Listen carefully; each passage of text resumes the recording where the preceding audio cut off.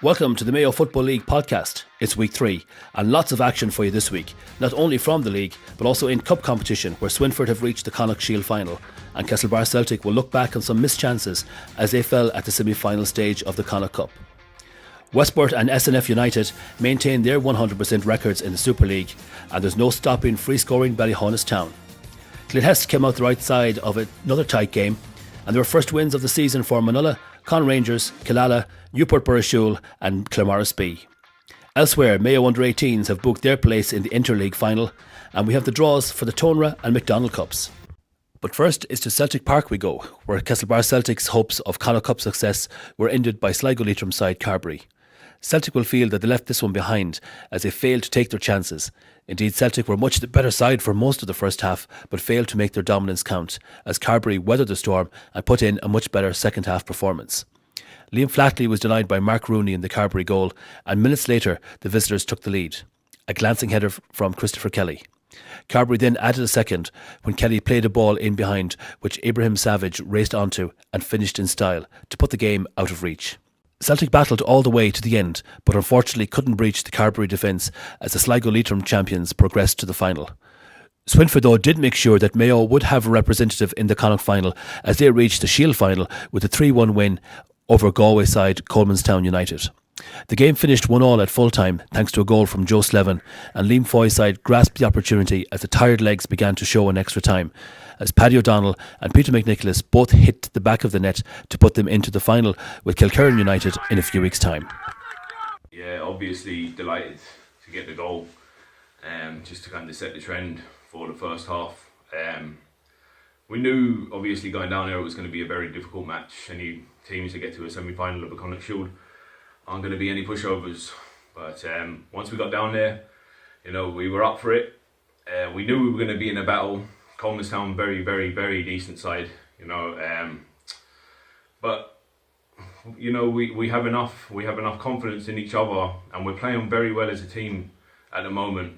And albeit we went down, we Colemanstown equalised in the last few minutes. We still had enough to pull ourselves back and eventually win the game out in the end of extra time. In the Elvery Sports Super League, Westport United made it 3 wins from 3 with a 2-0 win over Kilchimon United at CMS Park. It proved to be a tough game from John Russell's side, but a goal in each half from Mark McDonough and Darren Brown proved the difference between the sides. McDonough bundled the first home from a corner midway through the first half and Brown added the second 8 minutes into the second half. Kilchimon gave a good account of themselves in their first home game of the season and Aidan Flatley will take a lot of positives from the game as they prepare to take on Castlebar Celtic in the West Arrow Cup next weekend. 2-0 away, Kilchimon's first game at home, so yeah, we're happy enough with the 3 points. Not overly happy with the performance, but in fairness to Kilchimon, they kept going at it, kept putting bodies forward, looking for the goals. They were unlucky not to get 1 or 2 in fairness, so a bit of sloppy on our behalf, but it's 3 points anyways, so that's the main thing. But yeah, going forward we need to up it a few gears. I suppose in relation to the 90 minutes we were a bit sloppy at times. We got away once or twice, particularly after we scored our second goal. They had 2 very good chances within a minute. I thought Gary did very well with the first save and then the second one was put wide, but we're as I said, we're happy. Talking to John there after the game, John Russell, he's not particularly happy with some aspects of our play, but he's pleased that we won. I suppose disappointed to lose, but overall very happy with the performance the lads put in. They put in a good work-like performance, and that's all I could ask of them. And you had a few chances created there. So yeah, I was disappointed. We created at least 4 to 5 chances that another day might have been put away, but unluckily it didn't happen today for us. And I suppose we're disappointed also too. I suppose with the goals we conceded, really there were 2 mistakes on our own behalf, but. Look, we learn from that. It's a learning experience for us, I suppose, in the Super League. But take it 1 game at a time, and we learn from this one. But Dundalk's John Mountney was back at his home club to see Super League football come to CMS Park for the very first time. I'm joined by John Mountney from Dundalk. He's here watching his home side team. He used to play with them, KK. John, great win last night. What do you think of KK out here this evening? Yeah, I was just saying it's great to be back. It's the first time the senior team have been in the Super League, so that's their first home game today. So it's great to see the crowd as well, and so far 1-0 to Westport, which is great so far. And yeah, it's a good day for the club. And obviously they had the under-13s in the All-Ireland semi-final today. They lost to Merview, which was a great run. It was the first time in history the underage had gotten that far. So things are going well here at the minute with the club. Yeah. I'd say you're Richard if you had the pair of boots with you to get out there and give them a hand. Yeah, I think it's anyone. It's always instinct, isn't it? When you're watching a game, you want to be out there playing. But there's a few lads, I have a few friends playing as well from the local area, Bahola. There's Stephen Wallace, Lionel Jordan, and captain as well, Simon Jordan. So it's great to see that as well. That's great, John. Look, we'll wish them luck for the best of the season. I'll let you back to watch the game, and good luck with Dundalk for the season Lovely. ahead. Thanks very much. The cupcakes were out again on Sunday, but that's where the hospitality ended, as Straight Foxford took maximum points for the third game in a row, when they were far too good for Ballyhane, running out 5-0 winners in the end. They were 2-0 in front at the break, as Daniel Gorman gave them the lead and ace striker John Durkin added the second. In the second half, Straight Foxford continued the dominance and added further goals through Johnny Kokoza, Ashley Atkinson and Stephen Moyles. It looked like Claremorris might cause a bit of a shock as they raced into a 2-goal lead inside the opening 12 minutes away to Ballina Town. An unfortunate own goal from Kieran Gohan gave Mark Peters' side the lead before Finian Brady doubled their lead minutes later. Ballina did not panic and were back in the game before half-time thanks to Brendan Lavelle, and it was Lavelle that levelled matters after the break before Dwayne Helly swung the game Ballina's way as he put them in front. Lavelle then completed his hat-trick and he also added a fourth to seal the points for Mick Duffy's side. Definitely. Well, for a few minutes, yeah.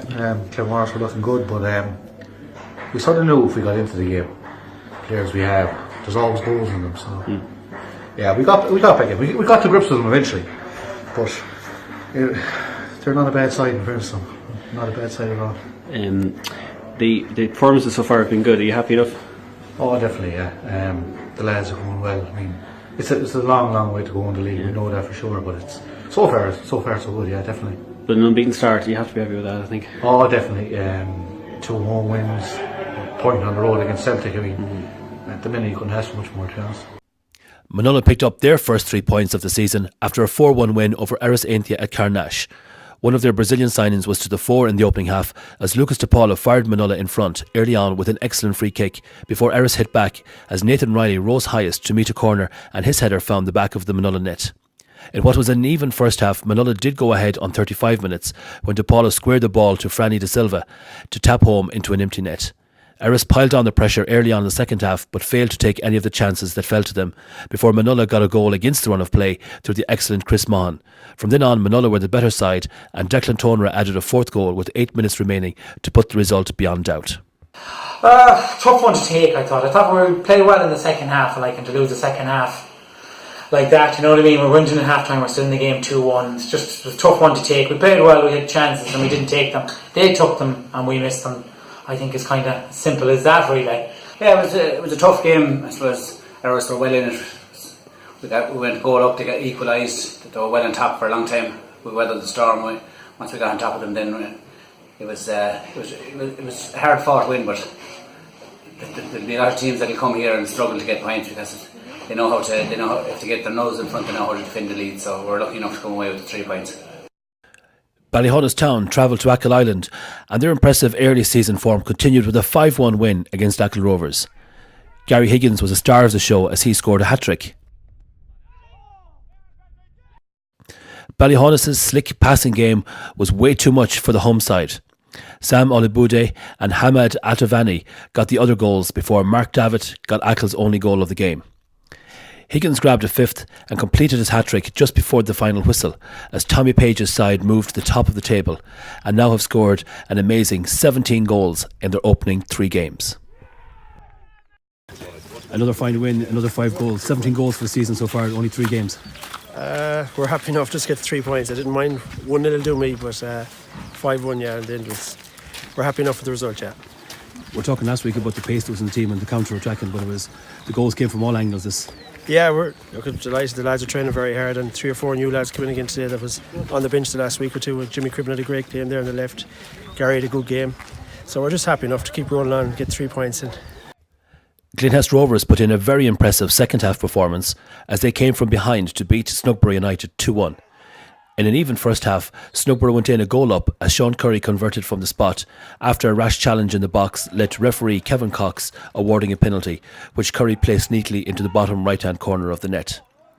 Glenhest, though, piled on the pressure in the second half and levelled matters on 65 minutes when they too were awarded a spot kick that David Walsh fired home.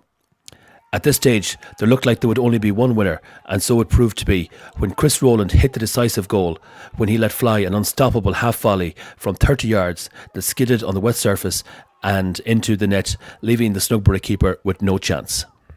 Good win today, lads. 1-0 down at half time. We did well to come back in the second half and probably deserved to win in the end. Adrian, what do you think? Yeah, we just kept plugging away. It was a tough first half. We were well in it. We thought we should have been. We deserved more out of the first half, but we kept going and stuck to the lads' game plan, and we managed to pull through in the end. Yeah, Snugbury scored from the penalty spot and you got a penalty as well. Hit the post just before that. Some of your players played very well. Who do you think really stood out? Well, it was really a team effort. We don't really like to single lads out individually because we said at half time if we worked really hard, we could get back into the game. We were confident that if we stuck to the game plan and really put it up to Snugbury that the chances would come, and thankfully they did. It was through our kind of hard work from set pieces that we forced the penalty, and then a moment of brilliance in from Chris to win it. Really, the strike was the moment of brilliance in the game, and it deserved to win it. Well done, lads. Thanks again. In the early kick-off on Sunday morning, Con Rangers picked up their first 3 points of the season with a hard-fought 1-0 win over Ballyglass B. Mayo under-18 star Owen Prendergast was the difference between the sides, as his goal was all that separated the teams in a very tense affair. Vital win yesterday for you with the Mayo under-18s. Yeah. There's a few of the lads actually playing again today, so Owen Prendergast, he got 3 yesterday and he came up with the goods. There again, got the winner with 10 minutes to go. Dar Jordan as well, he was excellent. I thought today got around the pitch, so it's nice to see they're fit anyways this time of year. And for Con Rangers, where to from here now? We've a good young side. It's been moulding lads in, and there's a few lads that weren't playing for the last season or two playing, so it was always going to take a while to get up and running, so we're delighted to get the 3 points today, and it'll be well needed for the rest of the season. Manula B have maximum points after their opening 2 games, as 2 second half goals were enough to see off the challenge of Partry Athletic. Partry were unfortunate not to be ahead at half time, as they missed a couple of good first half chances. But the second half was all Manula, and the introduction of Matty Nolan and Shane Durkin proved to be the difference between the sides. Nolan gave his side the lead as he finished neatly at the back post on 70 minutes, and they put the game beyond the reach of the visitors when MJ Canavan added a second, despite the best efforts of Sean Ogburke in the Partry goal minutes later. Ali from Manula and Dexter, who played as well. I must say, tough game. You got the best of them in the second half. The introduction of a few subs really helped. Yeah, it was. We knew it would be tougher than last week, which it was, because they're one of the best sides in the division now. I know they were missing 1 or 2 players, but we have a good squad. We have a good mix of young and old, and when we put on Shane and Matty, who aren't too young, their experience definitely told, and thankfully it worked. Yes, they made a difference for sure. Dexter, you had a good few chances in the first half too. You did well in the dominated more in the second half. What did you make of the game? Yeah, it was a good old battle now against Partry. We've come over against them over the last few years now, and we've had good old battles with them over the years. They got the better of us last time, and we got the better this time. I know they were missing a few, we were missing a few, but that's the way it is, unfortunately, in these leagues. But we've a good, strong squad, and hope we can progress now. We've got 6 points out of the first 2 games, and we can be happy enough with that, and I'm sure Mossley's delighted here with that as well, so yes. And it was a good competitive game now. The boys put it up to us till the second half, and fair play to the young lads. They stepped up on the plate and juiced on the day, so thank them and thank Mossley here for a good win. There were plenty of goals in the 3-store Ballina League 1 clash between Castlebar Celtic B and Killala at Celtic Park, as the away side came out on top in a 7-goal thriller. At half time, the game looked done and dusted as Killala led 3-0, thanks to goals from Kyle McLaughlin, Matthew Langdon Long and Mark McDonald. Killala made it 4-0 shortly after the break as Dominic Sweeney's long-range shot from 45 yards deceived the keeper and flew into the back of the Celtic net. To their credit, Celtic didn't give up, and after introducing 4 subs, they scored 2 quick goals, with one of them coming from a brilliant turn and finish from Brian Mannion from 25 yards. With minutes remaining, Celtic reduced the deficit to a single goal after a mix-up in the Killala defence, but the men in yellow and blue were not to be caught and they held out to pick up their first 3 points of the season. Crossmolina recorded a big win over Kilmore to pick up their first win of the season, with Kevin Campbell doing most of the damage as he hit a hat-trick. Kilmore were then reduced to 10 men as Pádraig McGinty was sent off for 2 bookable offences before half-time, and this more or less ended the game as a contest. Midway through the second half, Fiacre Walsh made it 3 as he tapped home from close range before Campbell got his second minutes later. Kilmore did pull a goal back with 6 minutes remaining before Campbell completed his hat-trick. Ballina Town B continued to impress as they once again picked up maximum points with a 7-3 win over Mulranny United. There was another hat-trick as Dale Hopkins scored 3 and Ballina picked up a comfortable win as Jason Muldoon, Ryan Morden, Conor Quinn and Shane Devers also got on the score sheet. In the Killeen Sports Ground League 2, Newport Burrishoole and Claremorris B got their first points of the season with wins over Bellavary Blue Bombers and Ballina United respectively. Newport were 3-1 winners at home to Bellavary, while Claremorris recorded a 5-2 win over Ballina United in Concannon Park.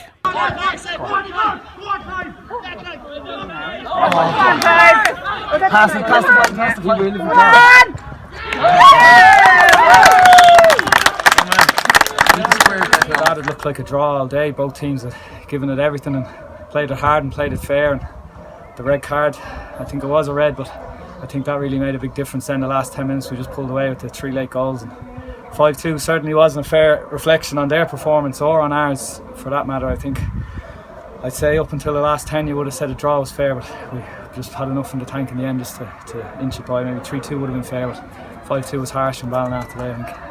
And now look at the tables. In the Elveries Sports Super League, Straden Foxford United and Westbrook United both on top with 3 wins out of 3.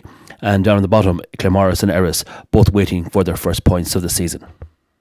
With Swinford involved in cup action, it gave the opportunity to Ballyhonus to go clear at the top, which they took.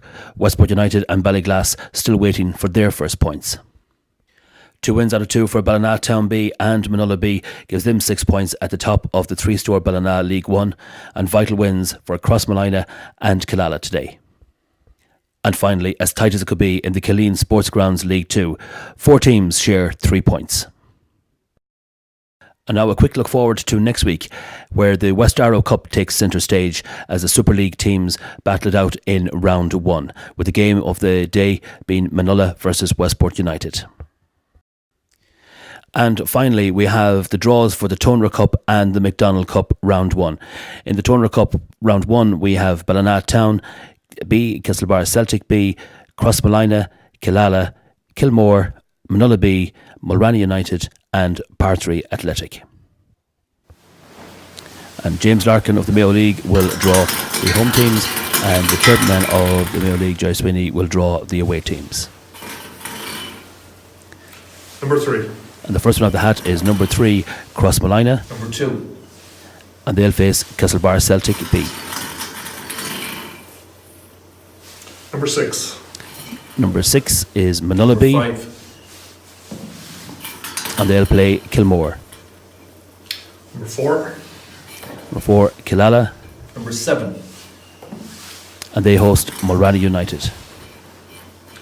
Number 1. And finally, number 1, Ballina Town. Number 8. Will host Partry Athletic. And all those games will take place on Saturday the 28th or Sunday the 29th of April.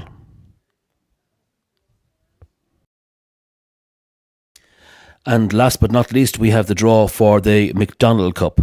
And in this cup, we only have 5 teams. That's Ballina United, Bellavary Blue Bombers, Claremorris B, Hollister and Newport Burrishoole. And the draw is first and second drawn teams will face each other in round 1, and the 3 remaining teams will have a bye directly to round 2. So to do the draw, Seamus Hughes of the Mayo League will draw the home teams, and Kieran Gallagher will draw the away teams. So in round 1, the match of this round is going to be Hollister. Number 5. And they will face Newport Burrishoole. And now we have byes for Bellavary Blue Bombers, Ballina Town and Claremorris B. That concludes the draw for the McDonald Cup Round 1. The match will be played on Saturday the 12th or Sunday the 13th of May. This week's podcast is brought to you by Viv and the team from Foot Golf Mayo, located at the Westport Country Lodge, open 7 days a week from early to late.